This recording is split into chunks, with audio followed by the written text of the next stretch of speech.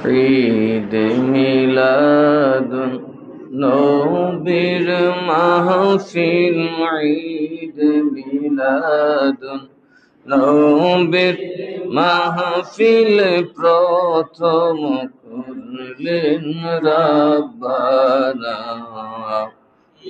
ঈমানদারগণ জুলুস করোনা,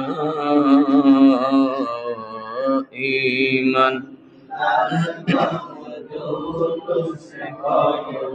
ঈদ মিলাদুন নবীর মাহফিল, ঈদ মিলাদুন নবীর মাহফিল প্রথম করলেন রাব্বানা।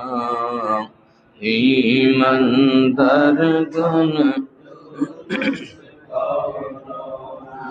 আল্লাহ কয় জিবরাইল শোনো না, তুমি আসমান সাজাও জমিন সাজাও, আসমান সাজাও জমিন সাজাও, সাজাও বেহেশত খানা।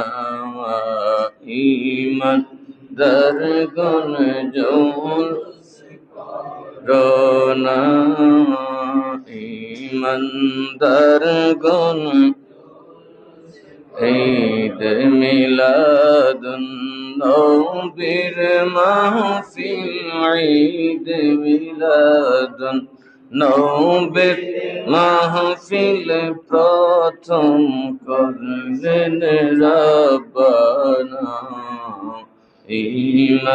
ঈমানদারগণ মুহতারাম মুসল্লিয়ানে কিরাম, আসসালামু আলাইকুম ওয়া রাহমাতুল্লাহি ওয়া বারাকাতুহু। আসছে আগামী বুধবার পবিত্র 12 রবিউল আউয়াল শরীফ, আমার আপনার গর্বের ধন, আমার আপনার নাজাতের উসিলা, আমার আপনার কবরের সাথী, সর্বস্ব হারাম হাসরের ময়দানের সাথী, সাহায্যকারী দয়াল নবী কামলেওয়ালা নূর নবী হুজুরপুর নূর আহমদ মুজতবা মোহাম্মদ মুস্তফা সাল্লাল্লাহু আলাইহি সাল্লামের এই পৃথিবীতে আগমনের দিন। দেখেন, আমরা নানান কিছু পেলে আল্লাহর কাছে শুকরিয়া আদায় করি। আল্লাহ তাআলা বলেন, বিসমিল্লাহির রহমানির রহিম, কুল, এ আমার হাবিব, আপনি আপনার জাতির উদ্দেশ্যে বলুন, বেফাদলিল্লাহ, তারা যদি আল্লাহর কোনো অনুগ্রহ পায়, কি পায়? আল্লাহর কি পায়? অনুগ্রহ পায়। ওয়া বি রাহমাতিহি, অথবা তার কোনো দয়া সে পায়, ফালইফরাহু, তারা যেন সাথে সাথে খুশি উদযাপন করে। কি উদযাপন করে? খুশি উদযাপন করে। শাব্দিকভাবে খুশিরই একটা আরবি শব্দ ঈদ বা ফরাহ। তো আল্লাহ তাআলা কোরআনে কি বলছেন? নবীর উম্মত যদি আল্লাহর অনুগ্রহ পায়, আল্লাহর দয়া পায়, তারা কি করবে? বেজার হয়ে বসে থাকবে না খুশি হবে? এই জন্য দেখা যায় আমাদের সন্তান হলে আমরা খুশি, বেশি বেশি হলে আরো বেশি খুশি, ঠিক না? আমরা জমিতে ধান ভালো হলে খুশি না কম হলে খুশি? ভালো হলে খুশি। আমাদের ব্যবসায় ভালো বরকত হলে আমরা খুশি। আমরা আমাদের বিভিন্ন নির্বাচনে সাকসেসফুলি আমরা খুশি যে আল্লাহ আমাকে দয়া করেছেন। এইগুলার জন্য যদি আপনি খুশি হতে পারেন, আল্লাহ তাআলা এরপরই বলছেন উম্মত নিজের কন্যা সন্তানের জন্য খুশি হবে, ছেলে সন্তানের জন্মে খুশি হবে, মিষ্টি বাটবে, ভাই ভাতিজার জন্মে খুশি হবে। কিন্তু আমার নবীর জন্মে তারা কিছু মানুষ থাকবে যারা নারাজ হবে। এই জন্য আল্লাহ তাআলা বলেন হুয়া খায়রুন মিম্মা ইয়াজমাউন। তোমরা আল্লাহর কাছ থেকে যত রহমত পেয়েছো আর যা জমাইছো, ইজ্জত বলো, শান মর্যাদা, ধন দৌলত, বংশ গৌরব, আল আওলাদ, যা কিছু তারা জমায়, সবচেয়ে দামি হচ্ছেন আমার নবী কামলিওয়ালা। হুয়া খায়রুন মিম্মা ইয়াজমাউন, তারা যা জমায় সবচেয়ে দামি হচ্ছে মুহাম্মাদুর সাল্লাল্লাহু আলাইহি সাল্লাম। এবার আপনারা বলেন, আমাদের ছেলে মেয়ে হলে আমরা কিছু মিষ্টি বিতরণ করি কি করি না? এখানে কি ওয়াহাবি সুন্নির ফতোয়া চলে? বলেন। আমাদের দেশে যখন আপনার বাবার 5টা ছেলে, আমি নিজে দেখছি, উনি একজন মিলাদুন নবীর খুব বিরোধী, ঘোষণা দিয়েছে আমি 5 মণ মিষ্টি বাঁটবো। কেন? খুশিতে। তো বললাম, তো আপনার মায়া 5টার পরে একটা মেয়ে হয়েছে, খুশিতে 5 মণ মিষ্টি বাঁটবেন? তো আমার নবীর আগমন তো দেখি লাফালাফি শুরু করে দেন, এটা তো অনেক আগের। নাউজুবিল্লাহ বলেন। নবী কি চলে গেছেন না কিয়ামত পর্যন্ত আছেন? আর কোন নবী আসবে? আসবে না, যেহেতু আমরা নবী আসছে, আমরা নবী আছে কিয়ামত পর্যন্ত নবী তিনি, আর তিনার জন্মে আনন্দ হবে। কথা ঠিক না ঠিক? তখন উনি আমাকে বললেন, না, নবীর তো আনন্দ করতে পারি না, কারণ তিনি আবার এদিন মারা গেছেন। নবী কি মারা গেছেন? আপনাদের সুন্নিদের মাথার দোষ। মাথায় কি দোষ? যে একটা লোক, আপনার বাবা যদি মারা যায়, উনি একদিন ওয়াজ করছেন, দেখছি ওনার আমিষ সপ্ত বলতেছে যে আপনার বাবা যেদিন মারা যায়, আপনি কি সেদিন আনন্দ করতে পারেন, তবরক খাইতে পারেন, মিছিল করতে পারেন? না। তো আমি জিজ্ঞেস করলাম, তো নবী মরল কোন দিন? কোন দিন মরছেন? কবারে রবিউল আউয়ালে। আমি তখন তাকে 3টা ডেট দিলাম। রাসূল পাক সাল্লাল্লাহু আলাইহি সাল্লামের জন্ম তারিখ 12 রবিউল আউয়াল, এটা চিরসত্য, এটার দলিল মজবুত। পরে যারা মিলাদুন নবীর বিরোধী, এরা 3-4টা দলিল বানাইছে রাসূল পাক সাল্লাল্লাহু আলাইহি সাল্লাম 12 তারিখ ইন্তেকাল করছে। তারপর আমরা সুন্নিরা বাড়াবাড়ি করি না, ঠিক আছে? রাসূল পাক সাল্লাল্লাহু আলাইহি সাল্লাম যদি 12 তারিখ ইন্তেকালও করে থাকেন, তারপরেও তো রসুলের ইন্তেকালে শোক করার কোন সুযোগ নাই, কারণ তার নবুয়ত তখনও রুখসত হয় নাই, সাকিত হয় নাই। নবুয়ত এখন আছে না নাই? নবীর কালেমা এখনো আছে না নাই? তার মানে কি, মারা গেলে কি কারো মিরাজ থাকে? আমরা বাপ মারা গেলে এতিম হয়ে যায়, আমরা বাপ মারা গেলে এতিম হয়ে যায়, নাম খারিজ করে নিজের নামে নিয়ে আসি, ঠিক না ঠিক? কেন? বাবা মারা গেছে দুনিয়াতে, আর তার কোনো মিরাজ আছে নাকি? কোনো ঘর রাখেন বা কোনো জমি বাবার নামে থাকে? ছেলেরা দখল করে নিয়ে যায়, মরে গেছেন। কিন্তু আল্লাহর নবী পাক সাল্লাল্লাহু আলাইহি সাল্লাম ইন্তেকাল করেছেন, নবীর দিন কি বরবাদ হইছে? নবীর কোনো মিরাজ কি আছে না চলে গেছে? নবীর ইলমের মিরাজ আমাদের মধ্যে আছে না নাই?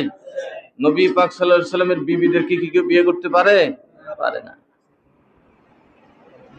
তো সবকিছু মিলে আমাদের মরণ আর নবীর মরণ কি একরকম হইছে? হ্যাঁ, আমাদের মৃত্যু আমাদেরকে নিঃশেষ করে দেয়, আমাদের মিরাজকে সাকিত করে দেয়, আমাদেরকে দুনিয়া থেকে চিরবিদায় জানায়। কিন্তু এখনো নবীর নামে দরুদ জারি আছে না নাই? নামাজে নবীর সালাম আছে না নাই?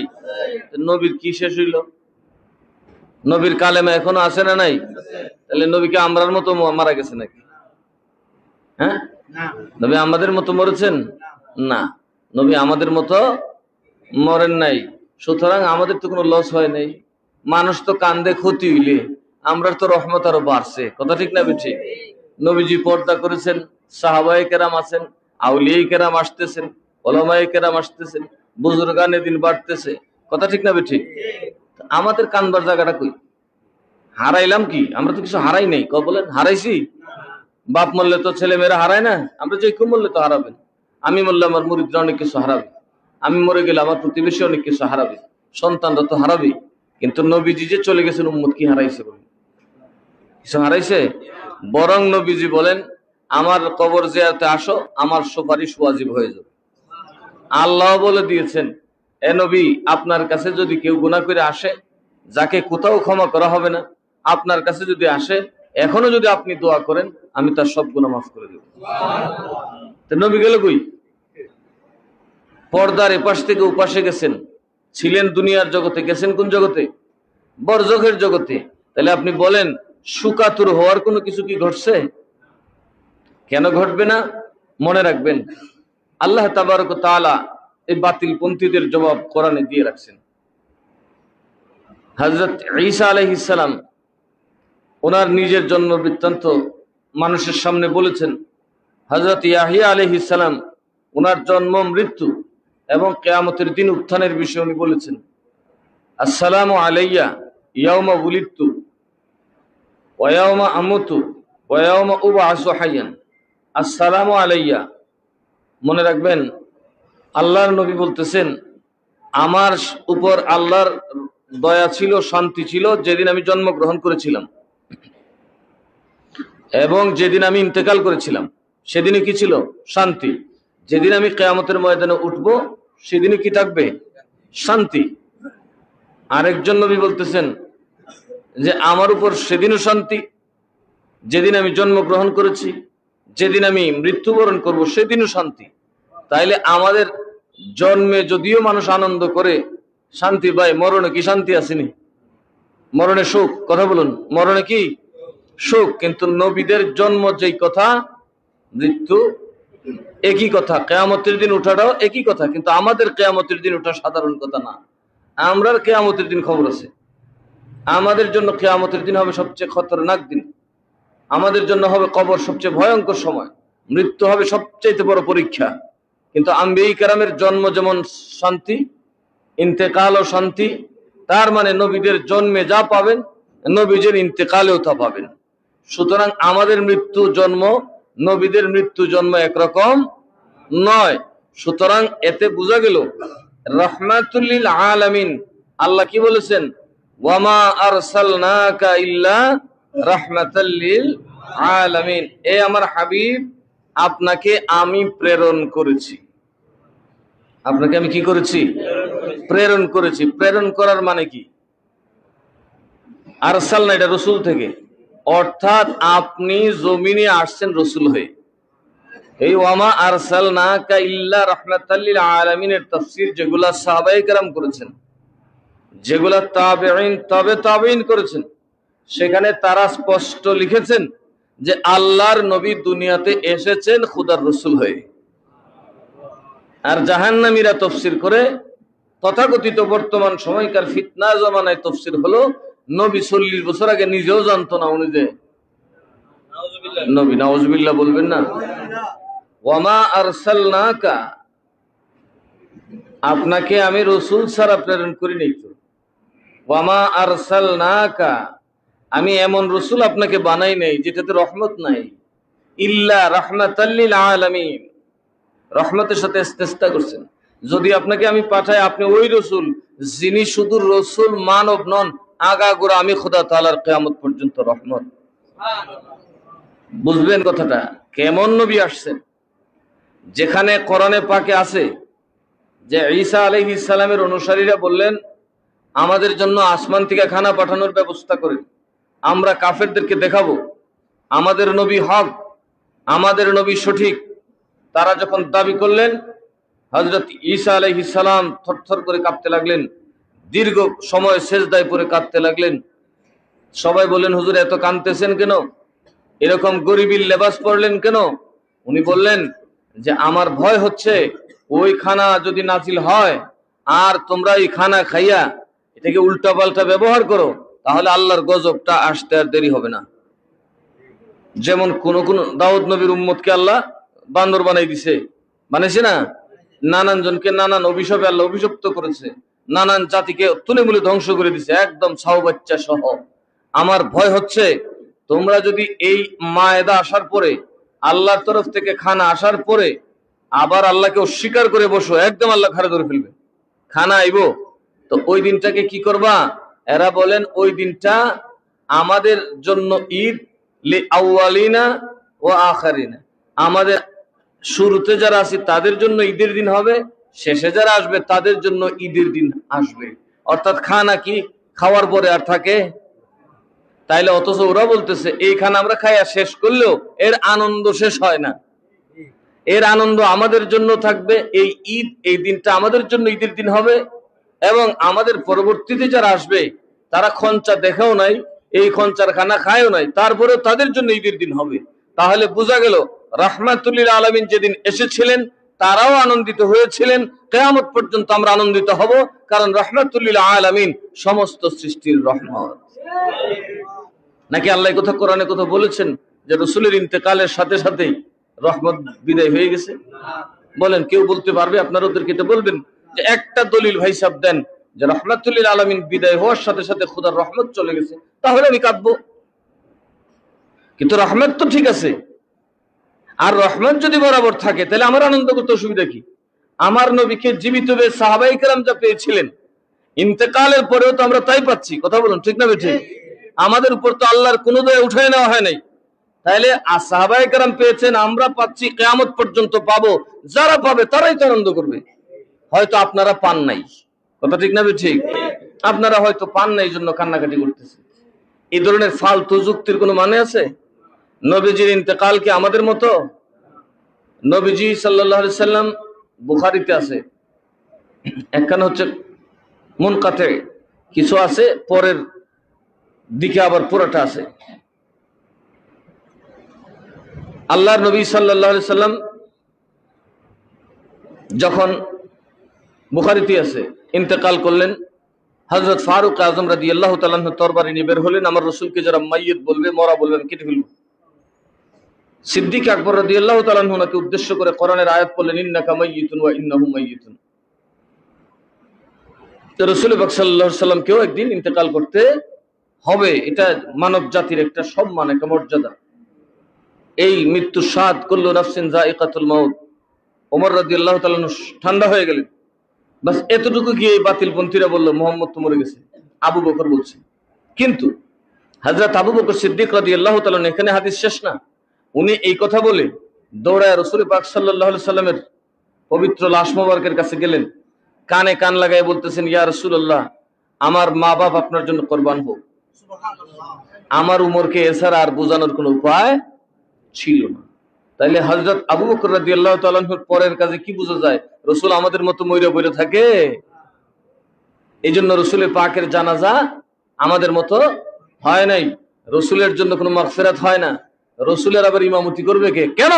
কারণ রাসূল দুনিয়া থেকে পর্দা করে আবার জিন্দা হয়েছেন, এই জন্য রাসূলের জানাজা হয় না। নবীর জানাজা হয়েছে? বলেন, আলেমদেরকে বলবেন জানাজা হয়েছে? তো মরার তো জানাজা হয়, রাসূলের জানাজা হয় নাই কেন? কারণ রাসূলের মৃত্যু আমাদের মতো মৃত্যু নয়, তিনি সামান্য সময়ের জন্য মৃত্যুবরণ করেছিলেন। যখন আজরাইল আলাইহিস সালাম আল্লাহ রাসূলের রূহ মুবারককে কবজ করলেন, কবজ করে তিনি আল্লাহর এমন সৃষ্টিতে জায়গা নেই, জান নাই, এমনকি খোদার আরশে আজিমের দিকে পর্যন্ত দৌড়াইছেন। হে আল্লাহ, আমি তো আপনার বন্ধুর নূরানি আত্মা মুবারক আনছি, আল্লাহকে কই রাখবি? আমার রাসূলের দেহ মাটি যে মুবারক জায়গায় লাগছে, ওইটার দাম তো আমার আরশ থেকে বেশি। তো আমার রাসূলের নূরানি আত্মা মুবারক যে দেহ মুবারকে রাখছি, এর চাইতে দামি আমি আল্লাহর কিছু সৃষ্টি করি নাই। সুতরাং ঘুরে এ জায়গায় লিয়ে যাও। আমি তো জুমার আলোচনা করছি, এই জন্য এত দলিলের দিকে যাচ্ছি না। দেখুন, আম্বিয়া কেরামের ব্যাপারে আলোচনা হলো, তাদের রুহ কবজ করার পরেই তাদের আত্মার সাথে সাথে ফেরত দেওয়া হয়। এটা হযরত সুলাইমান আলাইহিস সালামের ইন্তেকালের বিষয় নিয়ে কোরআনের সকল তাফসিরাতের মধ্যে এগুলো আছে, যে সুলাইমান আলাইহিস সালামকে যখন রুহ কবজ করা হলো, উনি লাঠিতে ভর করে, কেউ বলতেছেন সরাসরি, কেউ বলতেছেন কাচে ঘেরা একটা ঘরের ভিতরে দাঁড়িয়ে দাঁড়িয়ে জিনদের কাজ দেখছিলেন। কেউ বলতেছেন 1 বছর, কেউ বলতেছেন প্রায় 4 বছর, কেউ আবার বলেন উনি 12 বছর দাঁড়ায় দিয়েছে লাঠি নিয়ে। সবকটা কথারই যুক্তি আছে, কারণ ওনার মতো দামি আল্লাহর নবী এবং বাদশার একটা লাঠি তো সহজে উই পোকা খাওয়ার কথা, এটা খাইতে তো সময় লাগে নাকি? একটা পুক্তা কাঠ কি সহজে উই পোকা শেষ করতে পারে? তো উনি কত বছর দাঁড়ায় থাকলে মাটির সাথে ওই উই পোকার সম্পর্ক হবে, আর ওই লাঠি আস্তে আস্তে মাটিতে পড়বে। আল্লাহর নবী ধপ করে পড়েন নাই। আমরা যদি কেউ মরি, লাঠি যদি পিছিয়ে দিয়ে ঢুকাইও দেয়, কি বলেন, কয়দিন থাকবেন? কথা কেন? লাঠি দিয়ে যদি বাইন্দাও রাখে চতুর্দিকে, আমরা থাকবেন? অথচ আল্লাহর নবী কম রেওয়ায়েতে ধরলাম উনি 1 বছর কাল এই লাঠির মধ্যে ভর করে দাঁড়িয়েছিলেন, উনি মরানা জিন্দা। তো আমাদের মতো মরছে? আম্বিয়া কেরাম এবং মানুষ কি জিন কি বেকল? জিনে কি বুঝে না? মানুষই কি বুঝে না উনি মরে গেছে? ওনার শেকলে পাক দেখে কেউ বুঝতেই পারে নাই যে উনি ইন্তেকাল করেছেন, কারণ ওনার চোখের পাতি নড়াচড়া করত, ওনার দাড়ি মুবারক নড়াচড়া করত, কাঁধ উনি ঘোরাতেন। সুবহানাল্লাহ। কারণ আম্বিয়া কেরাম মৃত্যুর সামান্য সময় রূহ মুবারক আলাদা হওয়ার পরপরই আল্লাহ আবার তাদের আত্মাকে নবীদের দেহ মুবারকে ফেরত দেন। এই জন্য আম্বিয়া কেরামের দেহকে মাটি স্পর্শ করতে পারে না।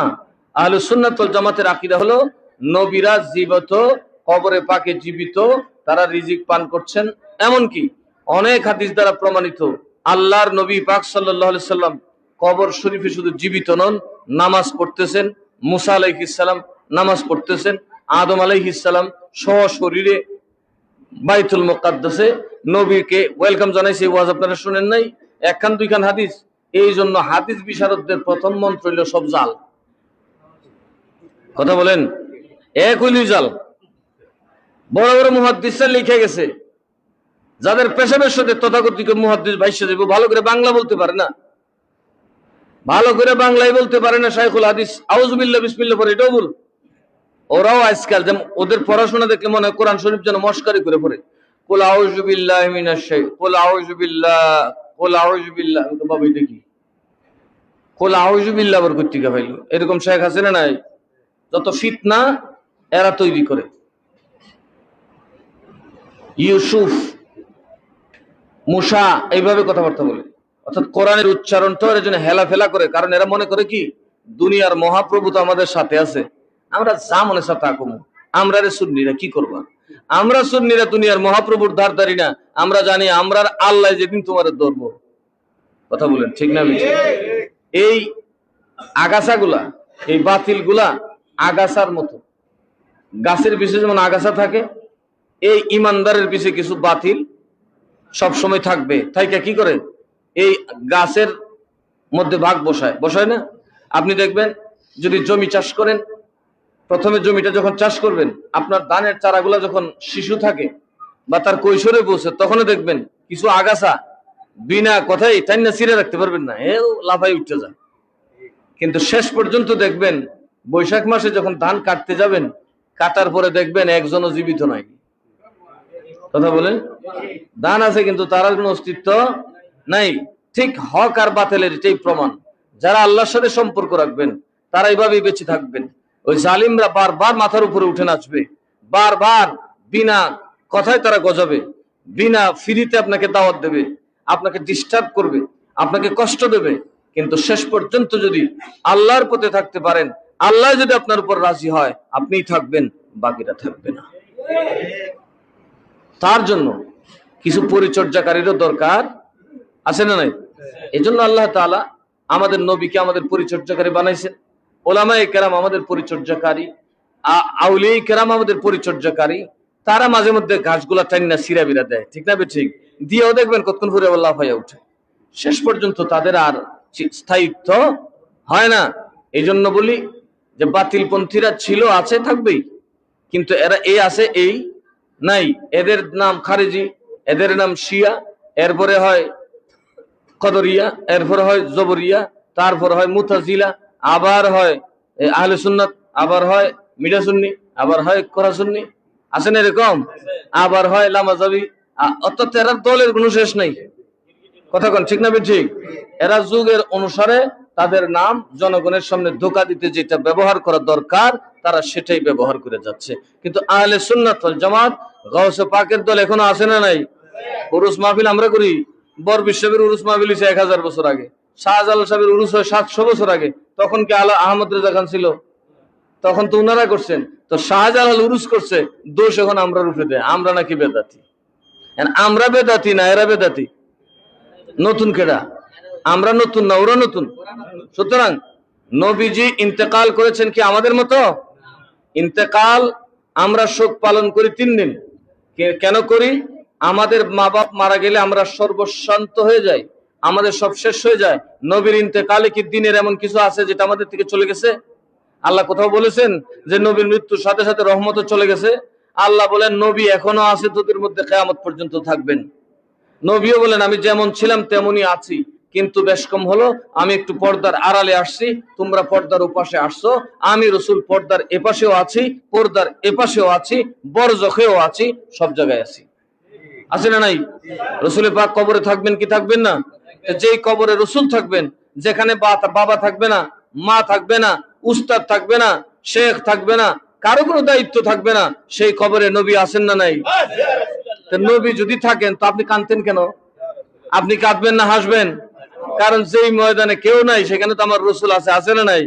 তাইলে ওই রাসুলকে ভালোবাসার দরকার আছে না নাই? ওই রাসুলের আগমনে, এই যে কালকেও পড়ছি ইবনে কাসিরের যে বেদায়ে ওয়ান নেহায়ের মধ্যে রসুলের আগমনের ব্যাপারে উনি লিখতে গিয়ে লিখছেন যে শয়তান সবচেয়ে বেশি চিল্লাইছে 4 বার।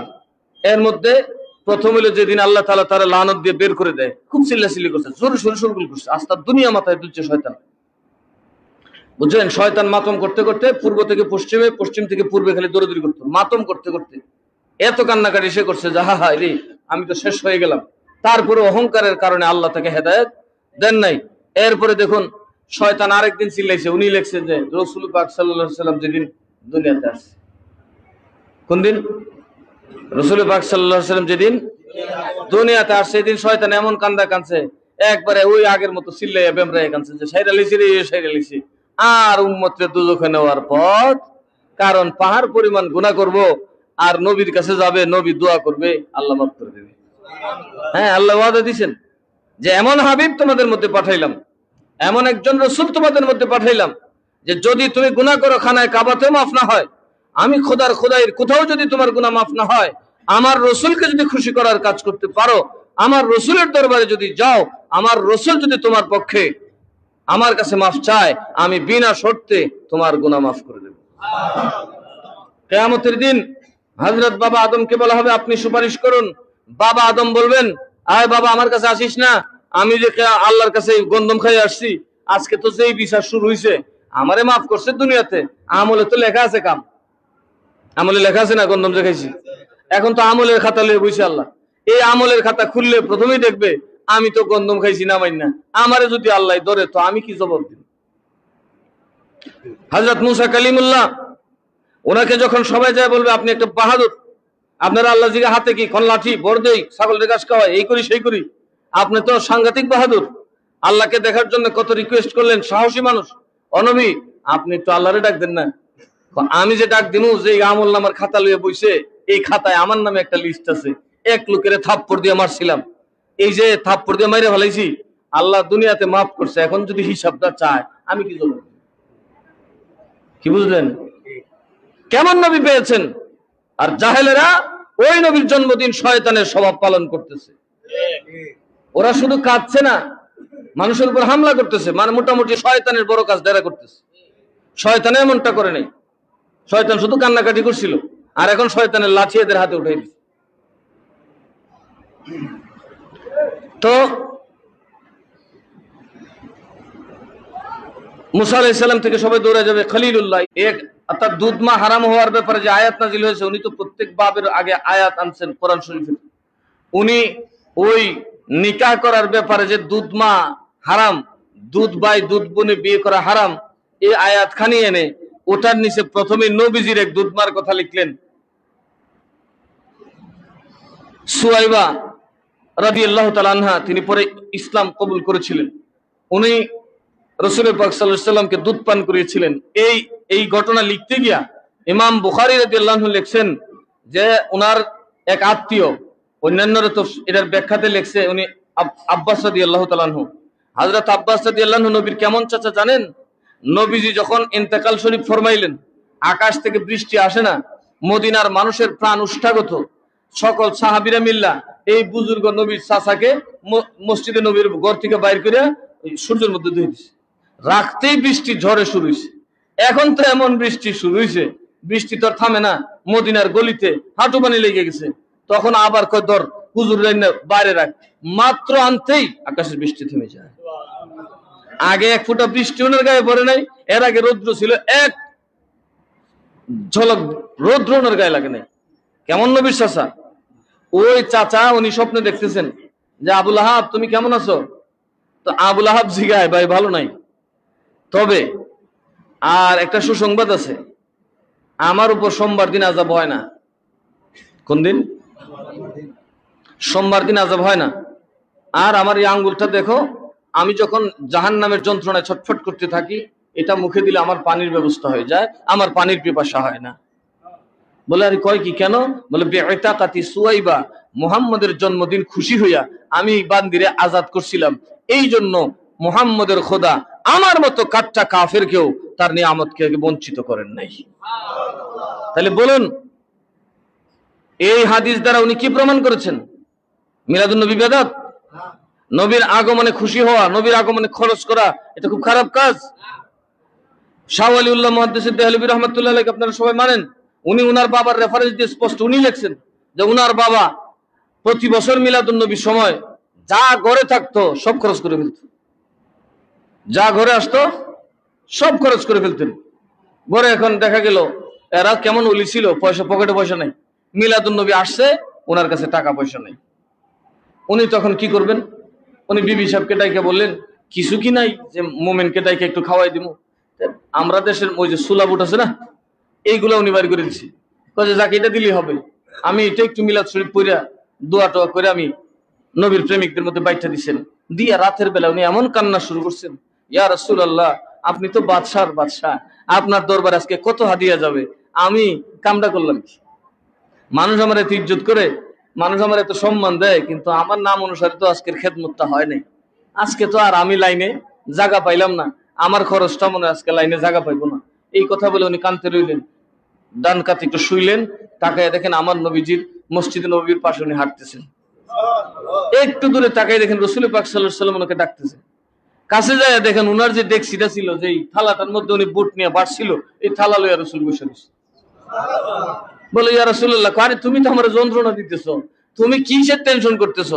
আমি রাসূলের জন্য একটা বুড়ো যে বিক্রি মানুষকে দান করে আমি তারটাও ভুলি না, তুমি কানতেছো বিদা আমি তোমাকে দেখানোর জন্য তোমার থালা নিয়ে এখনো বসে রয়েছি। তাকায় দেখো তো এটা তোমার থালা কিনা? বলে ইয়া রাসূলুল্লাহ বেশ হোক, এটা আমার ছানাবুট, আমার মাল। কথা আমি রাসূল তোমারটা ভুলি নাই, আমি অত্যন্ত আনন্দ চিত্তে তোমার প্রেমের এই উপহারটা গ্রহণ করেছি। তাহলে এগুলা কি মুহাদ্দিসিনে কেরাম বলে গেছেন বেদাত বলে? বলেন এই জন্য যদি এরাদের হাতে দলিল থাকতো, কোরআন হাদিস থাকতো, ওরা আমাকে বাহাসে আমাদেরকে বাহাসের ডাক দিত, ওরা কিতাব নিয়ে মুড়ে মুড়ে দাঁড়াইতো, ওরা মানুষকে ডাকতো, হে বাংলার মুসলমান আসো, আমরা কিতাব নিয়ে দাঁড়াইছি, আমরার মুড়ে কিতাব আছে, আসো সুন্নিদেরকে ডাকো, মিলাদুন নবী জুলুস যারা করে শহরে ঢুকতে হলে তাদেরকে দলিল দিয়ে ঢুকতে বলো, না করে তারা করছে কি? হাতে লাঠি উঠেছে। তাদের হাতে কি? বলেন তাদের হাতে কি? রাসূল পাক সাল্লাল্লাহু আলাইহি ওয়াসাল্লাম কোন সাম্রাজ্যে লাঠি নিয়ে ধর্ম প্রচার করছিল? মিলাদুন নবী কি ধর্মীয় বিষয় না? নাকি এটা দুনিয়াবি কোনো বিষয়? এটা রাজনৈতিক বিষয়? এটা ক্ষমতা বা মসনদের কোনো বিষয়? এটা ধর্মীয় বিষয় হলে ধর্মীয় বিষয়ের জন্য কোরআন হাদিস দিয়ে কথা বলতে হবে। কারণ আমাদের ব্যাপারে আল্লাহ রাসূলকে আল্লাহ বলেছেন ওয়ামা আলাইনা ইল্লাল বালাগ, পৌঁছানো ছাড়া আমার কোনো কাম নাই, তুই মানলে মান না মানলে নাই, ফিডা ফিডা আমার কাম না। কথা বলুন ঠিক না ঠিক? আজকে তারা আমাদের সাথে লাঠির চার্জ করতেছে, তারা কি বুঝাতে চায়? তারা শক্তির চর্চা করে, তারা শক্তির চর্চা করে, তাদের মকসদ হলো ক্ষমতা, তাদের উদ্দেশ্য হলো গদি লাভ করা। এরা কোরআন হাদিস দিয়ে এই দেশ থেকে নবীর প্রেম দাবাতে পারবে না, এই জন্য এদের প্রসেস হলো এখন ক্ষমতাকে কুক্ষিগত করে কিভাবে নবীর ইজ্জত, আউলিয়াদের ইজ্জতকে ধূলিসাৎ করা যায়, এইরকম চেষ্টা তারা করতেছে। এরা জানে না যারা ক্ষমতা দিয়া আল্লাহ এবং নবীর ইজ্জত নষ্ট করতে চাইছে তারা কখনোই সফল কাম হয়। বলেন হইছে? ফেরাউনের ক্ষমতা কম ছিল, মুসা নবীকে অত্যাচার কম করছে, শেষ পরিণতি কি? তাওবা। নমরুদ কম করে নাই, তোমরা তো এখনো নমরুদ হতে পারো নাই। আমরা তো সেই নবীর অনুসারী যারা নমরুদের মতো বাদশা আসলেও মিলাদুন নবীর পক্ষে কথা বলবই। কথা বলেন ঠিক না ঠিক? মিলাদুন নবী আমরা করবই, আমার নবীর আগমনে আমরা মিছিল করবই। আমাকে একজন মস্কারি করে বলছিলেন, ওই তাদের লং মার্চের সময়, আওয়ামী সরকারের সময় নাস্তিক ব্লগারদের বিরুদ্ধে তারা যখন লং মার্চ ডাকলেন, আমাকে একজন বললেন এখন আপনারা কই? আপনারা তো দেখে এখন খই ফুটে না, আশেকে রসুল সিন্নি খান জিলাপি খাওয়াইয়া। আমি বললাম আরে তুমি তো বুঝছো না, আপনারা এখন সারা জীবন একবার উলান দিছে, লাভ দিছেন, আর আমরা যে দেখেন না প্রতি বছর নবীর আগমনের মাসে সমস্ত সুন্নি জনতা রাস্তায় নেমে যায়। কথা বলুন ঠিক না ঠিক? আমরা রাস্তায় নামে কি ঘোড়ার ঘাস কাটি? ইয়া রাসূলুল্লাহ বলে স্লোগান দেই, নবীর পক্ষে নারা দেই। কেন দেই? কারণ এখন কাদিয়ানের যুগ, এখন বন্ড নবীর যুগ। এখন আল্লাহু আকবার যদি কেউ নাও দেয়, ইয়া রাসূলুল্লাহ, ইয়া মুহাম্মদ, ইয়া রাসূলুল্লাহ দিতে হবে। তবে ইয়া মুহাম্মদ বলা যাবে না। কেন বলা যাবে না? ইয়া মুহাম্মদ বললে ঈমান নিয়ে টানাটানি লাগবে। লা তাজালু দুআ রাসূলি বাইনাকুম কা দুআ ইবাদিকুম বাদা। এই আয়াতের মাতাহাতে যে ব্যাখ্যা তাফসীর আছে, নবীজিকে নাম ধরে ডাকলে ঈমান থাকে না, এইজন্য নবীকে ইয়া মুহাম্মাদা রাখতে হবে। সুবহানাল্লাহ। অর্থাৎ এখানে নবীকে সাহায্যার্থে রাখতে হবে, যাতে নবীজির সরাসরি নাম মোবারক নেওয়া না হয়। এইজন্য সাহাবায়ে কেরাম ইয়ামামার যুদ্ধে বন্ড নবীর বিরুদ্ধে ইয়া মুহাম্মদ বলে ডাকেন না, ইয়া মুহাম্মাদা বলে ডাকতেন। কারণ এখানে ইয়া মুহাম্মাদা লাগাইলে রসুলের নাম মুবারককে সরাসরি ডাকা হয় না। এটা একটা ব্যাখ্যা আছে, আমি পরে দেব। কিন্তু ইয়া মুহাম্মদ সরাসরি নবীকে ডাকা কি হারাম, নবীকে নাম ধরে ডাকা কি হারাম। নবীকে নাম ধরে ডাকা বৈধ নয়, বাপ বলে ভাই বলে এগুলা বলে ডাকা হারাম। সুতরাং আমরা কোরআন হাদিসের দলিল দিয়েই মিলাদুন নবী করি। কি পরিমাণ দিতে হবে আমি আজকে বলা শুরু করলে ইনশাআল্লাহ সন্ধ্যা পর্যন্ত শুধু দলিলই দিতে থাকবো, কিন্তু মিলাদুন নবীর আলোচনা শেষ হবে না। আর ওরা বলে দলিল পায় না। দলিল পাইবা কেমনে? লাঠির ভিতরে দলিল? কি বলে? দলিল কি লাঠির ভিতরে? দলিল লাঠির ভিতরে নয়, দলিল হচ্ছে কোরআনের ভিতরে। কথা বলুন ঠিক না বেঠিক? দলিল লাঠির মধ্যে নয়, দলিল হচ্ছে রসুলের হাদিসের ভিতরে। আর একদল তো আছে, এরা খালি হাদিস যা দেখে সব জাল। 200টা হাদিসের বেশি হাদিসই নেই। এরা ইমাম আজম 3 হাদিসের পরে হাদিস জানতোই না। নাউজুবিল্লাহ। হযরত ইমাম মালিক রাদিয়াল্লাহু আনহু মালিকি মাযহাবের ইমাম, তাবিঈ ছিলেন। উনি ইমাম আজমকে বকতেছে, ইমাম আজম ওনার মজলিসে বসা। কয় ইরাকের মানুষ ধ্বংস হয়ে গেছে, হানাফিরা ধ্বংস হয়ে গেছে, হানাফি সব করে দিছে, হানাফিরা সবচেয়ে বড় মুনাফিক। উনি ইচ্ছা করলে তাহলে মদিনার মানুষ আর বড় মুনাফিক। ঠাস করে উত্তরটা কেটে দিল। তো উনি উত্তর শুনে বুঝছে উত্তরের ভাব ভালো না, বলে আলান আবি হানিফা? না হ্যাঁ আমি। কই আল্লাহ, আপনি আমার মজলিসে বসা, আপনি যেই কথা কইছেন এই কথাই আমি বুঝছি, আপনি যে হাদিস জানেন। সুবহানাল্লাহ। কারণ আমি যদি হাদিস কোরআন মাইন্না মুনাফিক হইতে, মদিনার মানুষ তো হাদিস কোরআন আমার কাছে পৌঁছাইছে, তাহলে আমি যদি মুনাফিক হই, তাহলে মদিনার মানুষ ডাবল মুনাফিক। ইমাম মালিক একটা কথার পর আর দ্বিতীয় কথাটা উনি বলেন না, সাথে সাথে ওনার হাত ধরে বললেন, ভাই আজ থেকে আপনি আমার মেহমান। আমার কাছে যে খবরগুলো পৌঁছানো হয়েছে সেটা বিদ্বেষপ্রসূত পৌঁছানো হয়েছে, কিন্তু আপনার সাক্ষাৎ আমি বুঝতে পারছি আপনি এই দুনিয়ার সবচেয়ে বড় হাদি, হাদিসের সবচেয়ে বড় পণ্ডিত। সুবহানাল্লাহ। উনি কারো ছাত্র ছিলেন? আব্দুল্লাহ ইবনে মাসউদ রাদিয়াল্লাহু তাআলার ছাত্র ছিলেন, অনেক সাহাবীর ছাত্র ছিলেন। সবকিছু মিলি আমরা যে আহলে সুন্নাত ওয়াল জামাত, এতে কোনো সন্দেহ। নবীর মিলাদের দলিল কোরআন হাদিসে আছে না নাই? আরো জোরে বলেন, আছে না নাই? আপনার ছেলে মেয়ের জন্য আনন্দ করতে তো আপনি কারো দলিল খুঁজেন না। ওই একটা কথা লাগায় মুসলমানকে বিভ্রান্ত করে, নবী তো দিন মারাও গেছে, তো নবী মরলে কি হয়েছে? নবীকে তোর মতো মরছে? নবী তো ইন্তেকাল করলেও আমাদের জন্য আছে। কথা বলেন, নবী দুনিয়া থাকতে যেমন আমাদের গুনার পক্ষে সুপারিশ করতে পারতেন, এখনো তো নবী আমাদের গুনার জন্য সুপারিশ করতেছেন। নবী পাক সাল্লাল্লাহু আলাইহি সাল্লাম এখনো আমাদেরকে দিদার দেওয়ার সক্ষমতা রাখেন, সশরীরে হাজির হওয়ার সক্ষমতা রাখেন। কবরেও তো নবী আছেন, এটা আমাদের কানবার কি আছে? সুতরাং নবীজির আগমনও আমাদের জন্য শান্তি, নবীজির ইন্তেকালও আমাদের জন্য শান্তি। কথা বলুন ঠিক না ঠিক?